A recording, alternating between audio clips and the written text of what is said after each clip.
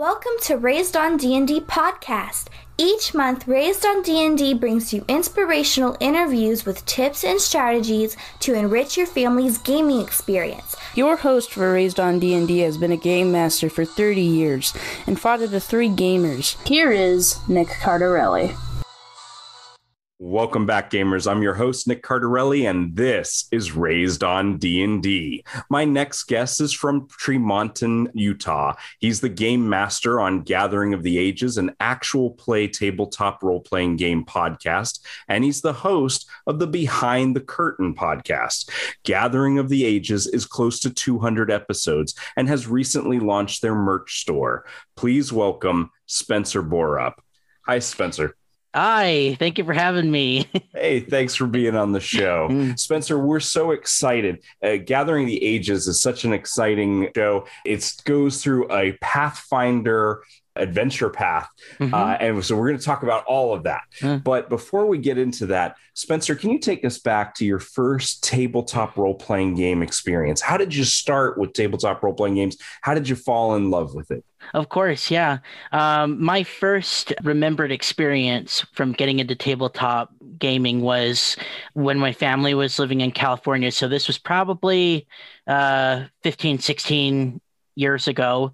And my older brother and a couple of his friends, we all got together on a rainy Saturday afternoon. And so I also associate rain with gaming.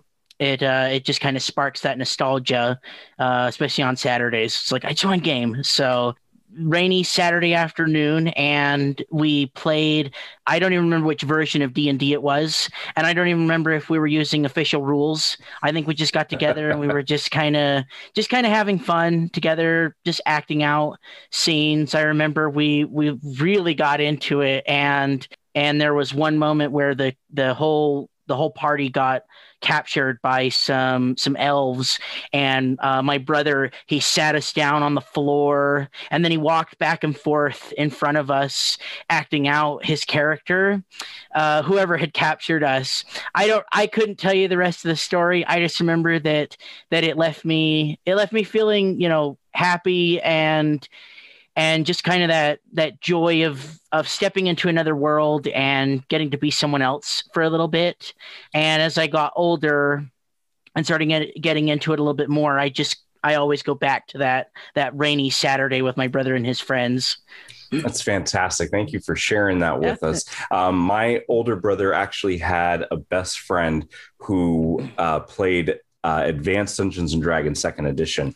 And we had kind of discovered some other tabletop role-playing games, but he took us on our first official Dungeons and Dragons adventure, and I'll never forget that. And so fast forwarding, you've had that rainy Saturday afternoon experience and you just fell in love with it. So how do you go from sitting down on the floor, watching your big brother act it all out?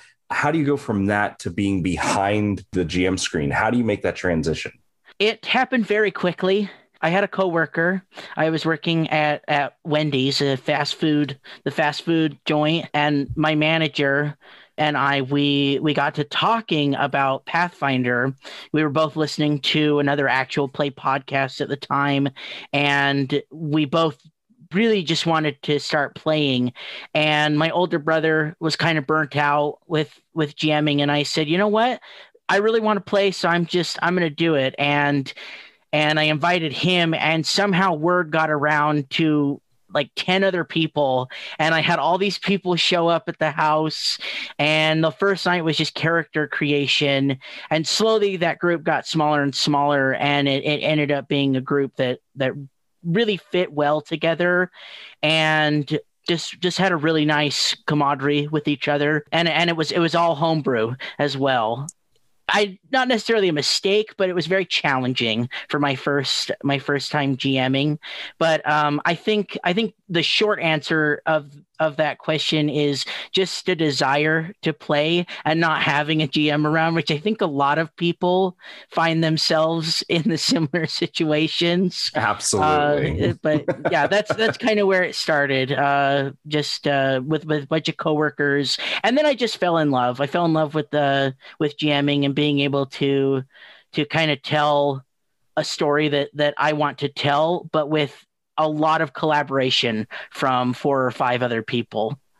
That's fantastic. And so you just jump into the deep end there. The dungeon master, as happens often, gets that DM burnout when you're the forever DM, right? Yeah. And so you step up you pick up the flag that your brother has dropped on the field, and you keep running with it. And that's fantastic. So now, Spencer, you've gone from that first experience of tabletop role-playing games to being behind the GM screen, but then it takes on a whole other dimension. So you're talking about gaming with your buddies from Wendy's, which, by the way, Wendy's released its own tabletop role-playing game. Did you get to play that at all? I read it, and it was pretty absurd. I can't remember most of it, but I swear there was like a frosty monster that you ended up fighting. And so my friends and I, we had a good laugh when they released it, because I think it was about the same time my manager and I were starting to get into it. I'm pretty sure that everyone would have loved to get a photograph of all the Wendy's employees after closing, sitting in the dining area playing the Wendy's tabletop role-playing game. But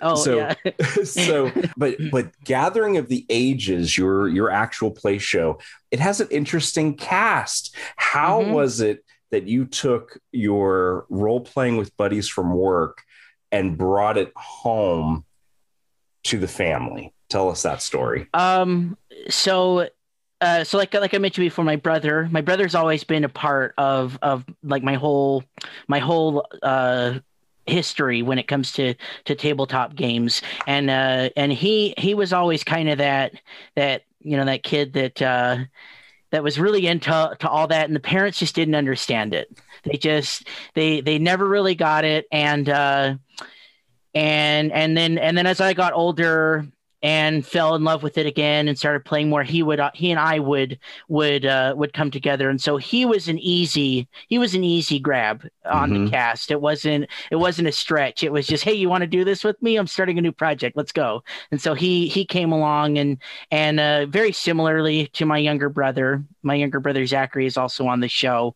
And I don't think he'd ever actually. He did. He played in my homebrew game, that first session with the Wendy's workers. He was there as well, and so that one again was kind of that easy pull, just like, hey, come be a part of this. And the cast has changed a couple times over the years. We had a friend of the family on, and then he left the show, and then we brought my brother-in-law on. And the story with that is he was listening to the show, and he had a whole character that he would play alongside the rest of the cast, the rest of the characters. And I don't remember what it was. It was a ranger that he would just imagine and say, what would this character do in these situations that this party that I'm listening to is going through? And so when the friend left, it was again another really easy, just like, hey, come on, be on the show, roll up a character, we'll bring you on.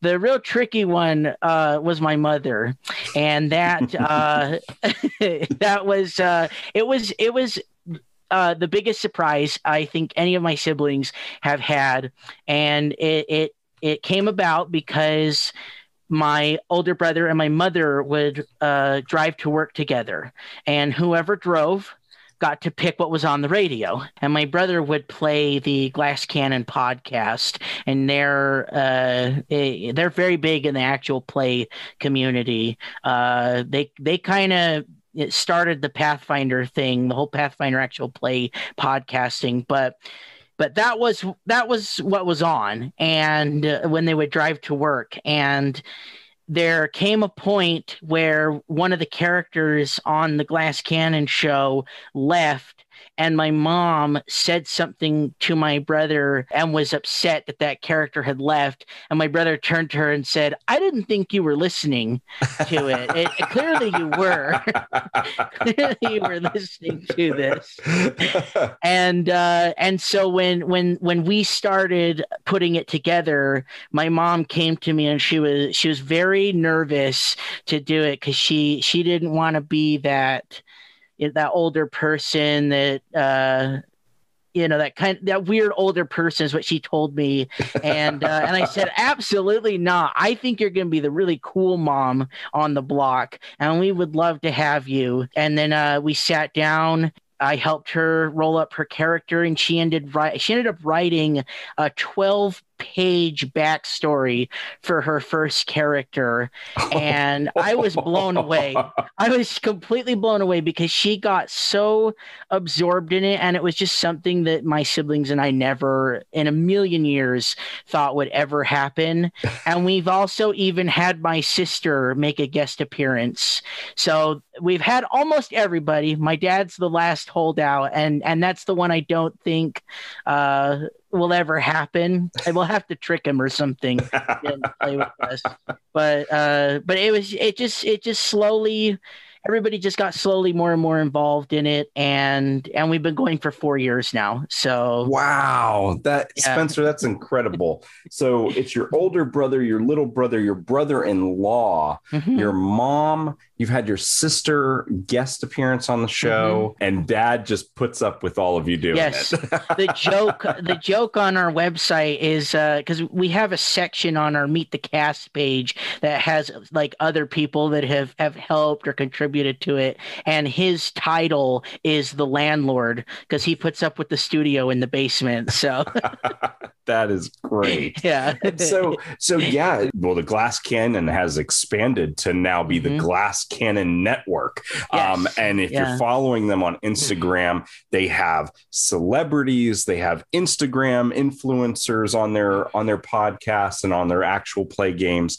It's amazing, right? And so they were kind of the inspiration that hooked your mom into saying, "Man, I would be open to trying this." So that's really amazing.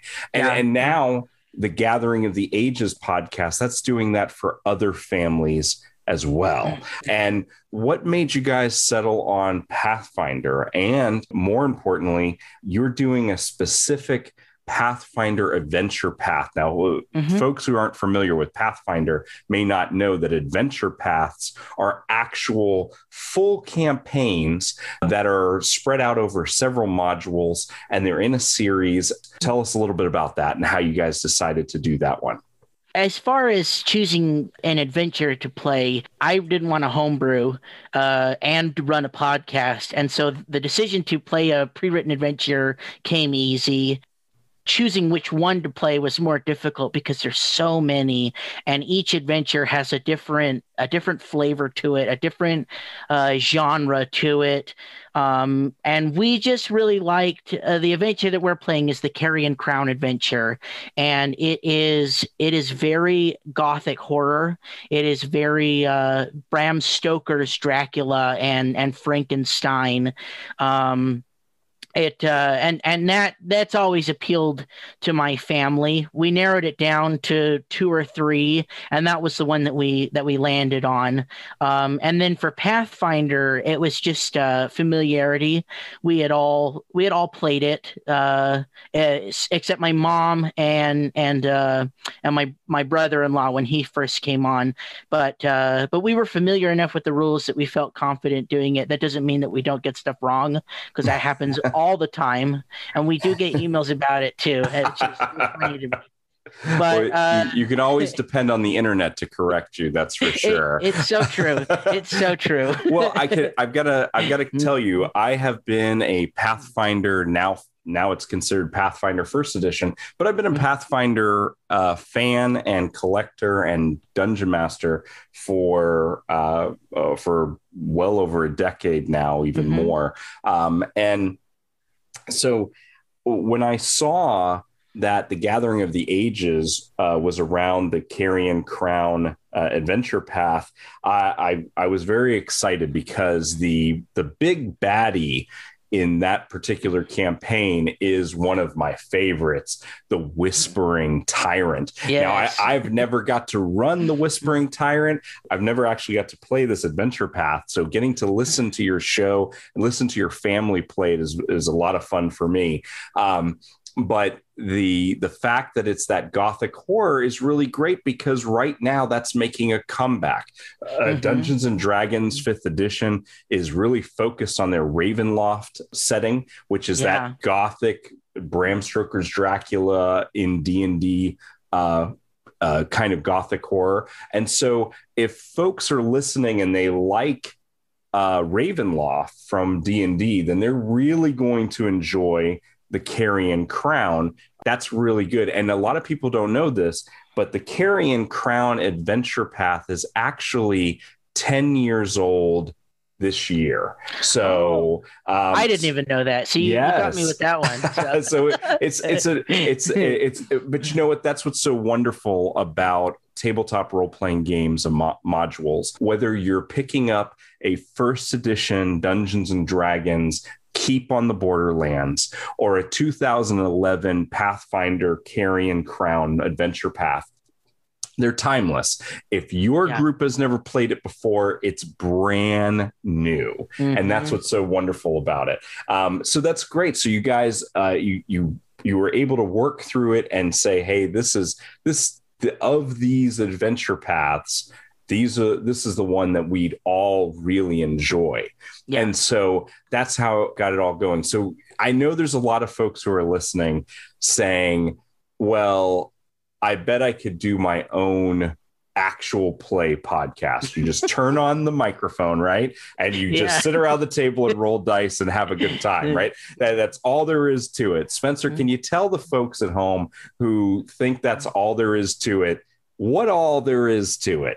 You know, you say that and it's so interesting because I don't think people realize how important audio quality is when you start. You listen to so many podcasts and bless their hearts, they're trying so hard, but it is an audio only format, and if that's not coming through clear, then it makes it more difficult. Nowadays they've made it much more accessible where you can do it over the internet and everybody just kind of grabs the headset that they have, and I've seen so many of those. Ours in particular, we went the route of buying a mixer, buying the microphones for it. And the mixer has been upgraded a number of times. And as the years go by, we buy more and more equipment for it to make it sound better, to make it run smoother, and that's just the hardware aspect of it. I think the most frustrating thing when I got started was figuring out what an RSS feed was, right, and how to get that. I still don't even know what it stands for. All I know is that your entire podcast and its distribution to all of the streaming services, the need to get a website, and the website has been through more iterations than I can count, and the current website is one that I'm very, very proud of, but that took the 4 years of working on it and accumulating photos and delegating responsibility to other people on the show. And and that website is gorgeous. That's gatheringofages.com. But it's just gatheringages.com. So it's gatheringages.com. Great. So you mentioned editing. Now, anyone who listens to podcasts hopefully understands that podcasts take a lot of editing. Who normally of the group is the one who goes through and takes out all the ums? Oh my gosh. There's a lot of those. There are so many of those too. Originally it was me, and I did it for quite a while. I don't remember exactly when I stopped, but I stopped when I started going to college, and because I was working full time and then going to college full time. There was no way I could also squeeze hours of editing into my schedule. And so I handed it off to my mom, and she did it for a long time as well. I will be eternally grateful to my mother for editing all the episodes that she did, because I understood how frustrating it could be at times. Now we've gotten a little bit smarter with it, and we have a rotation.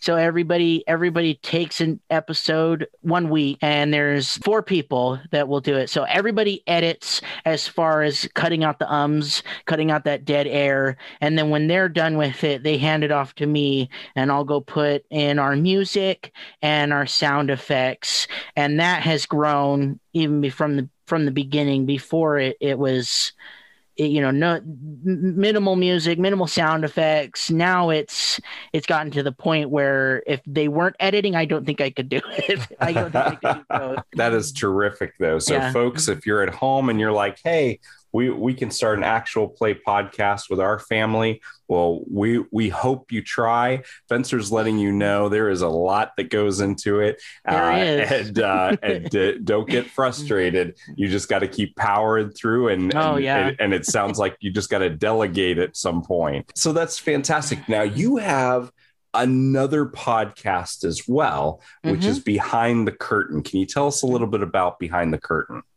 That has been gone through several iterations as well. Originally, it started as a like a recap show that my mom and I would do. We would get on and we would discuss our favorite moments from the episodes. That went on hiatus for quite a long time, and then came back with my brother-in-law doing it. And we will occasionally get together and do just kind of a ramble talk show. We'll have listeners submit questions to us, and then we'll answer those questions, and it gets off the rails pretty quick with the two of us. Now it's kind of turned into my interview show. I just love talking to people and getting to know people, and I've interviewed some amazing people in the gaming community. I've interviewed a game designer. I've interviewed other podcast people. I've interviewed a fan of the show who's a good friend of the show as well, who's published third-party material for second edition of Pathfinder. I haven't been doing that nearly as long as I've been doing the other show. I have about 3 interviews that have been released, and I've got more on the backlog that I need to get out there. But yeah, it's been a lot of fun interviewing different people and getting to talk to people about their passions. I love it too. I love getting to meet new people from all over the world, all sharing a love for tabletop role-playing games. It's just so great hearing people's stories and how similar they can be, how people on the other side of the planet can have a similar backstory in tabletop role-playing games as you and I.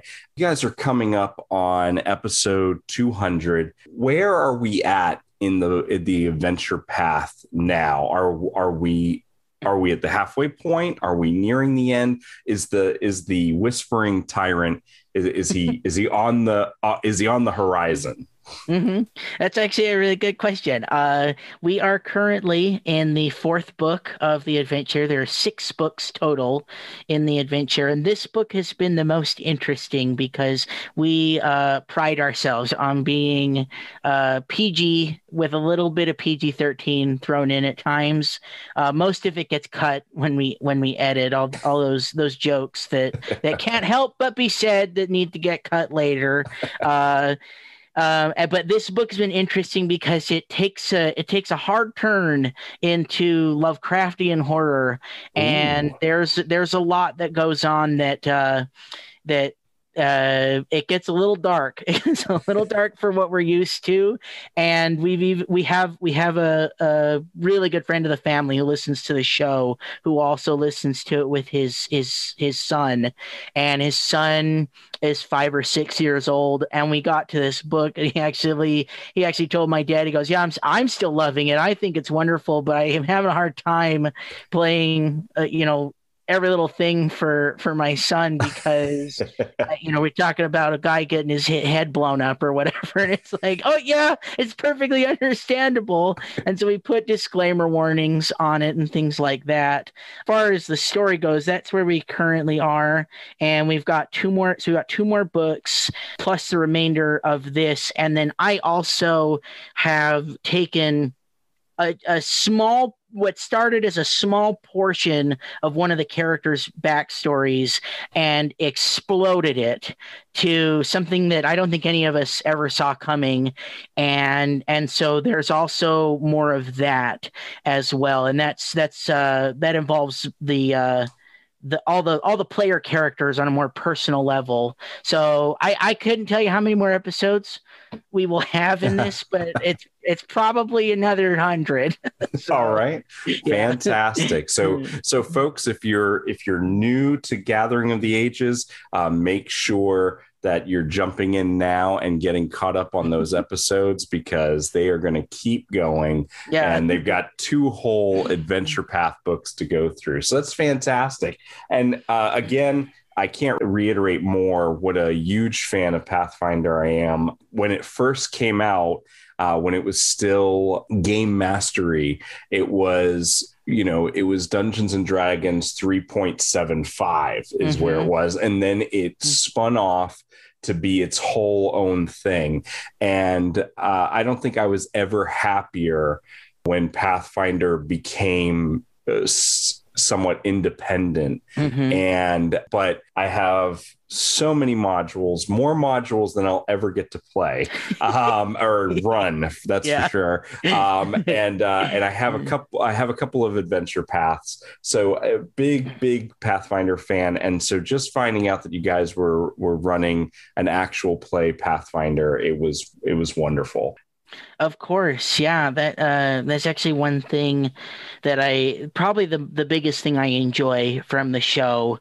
We get to get together and play a game and goof off for an hour or two. But at the end of the day, none of us can deny how much closer we've all become because of it. It has really gotten us out of our shells and into a creative space that probably wouldn't have been seen by several family members. I think about my younger brother and my brother-in-law in particular. I don't think I would be nearly as close with my brother-in-law if we didn't have the show, because it brings a lot of inside jokes that we get to enjoy together. And it's funny because even though my dad and my sister aren't always in on the jokes, they still get them, even though they weren't there, because we talk about them so much. and just getting to see everybody on a weekly basis as well. That's something my mom really enjoys. She said it a number of times. She doesn't think she'd see us as often as she does without the show. But like I said, I think the biggest thing is just how close we've gotten because of it. We've seen each other at our best, and we've seen each other at our worst, and on some of our worst days, even during recording sessions. And there's just kind of that air of support that everybody gives when they're in it. If somebody's having a hard time, maybe we don't publish an episode that week. We just take a break, and the rest of the group isn't gonna care, because at the end of the day, we're there to have fun. We're there to enjoy one another's company, and that's truly what matters the most as far as role-playing games are concerned, in my opinion. Getting to enjoy the company of the people that you're with. That's 100% what it's about. I have 3 children and they're all teenagers now. So I've got we've been role playing as a family together now for about a decade. And so they were very young when we started sitting around the table and playing games. And since then, we have played through games that were specifically geared towards young elementary school. And then all the way through to just last year, we played our first Call of Cthulhu adventure. And so now they're old enough, they can do Lovecraftian horror like you were talking about, and those kind of things. So you absolutely get what I was talking about when it comes to this book we're in. Yeah. You trying to keep that kind of horror at a PG level. I understand the struggle. So now they're old enough that we could actually engage in that kind of stuff. And even then was a mild adventure at that. So, but those adventures that we go on around the table as a family has created bonds that I am certain are going to last all their life and will definitely be one of those things that helps, like your mom said, bring everybody home for the weekend, for that time around the table. And that's wonderful. Spencer, I had one more point with that too. Sure. Some of my favorite memories, we had been going for a while, and there was a moment where we were just the people on the cast. We were just sitting around together. I think it was after a recording session, and we weren't really talking about anything too heavy. I think we were kind of talking about the show, and then we just had this hour-long sit-down conversation, and it honestly is probably one of the best feelings I've ever had outside of the table. And it's just amazing that feeling can come across even when you're not gaming with each other as well. Yes, absolutely. That closeness continues even when you're not rolling the dice. And and I know that a lot of people listening to the show, they have siblings or cousins that they're close to, and then they have those family members that they don't, life has taken them in 2 different directions, and they have different life paths, and they only see each other on holidays, and when they do, it's hard to find something to connect on or to have conversations about. And, for some families, it's sports, and for some families, it's movies.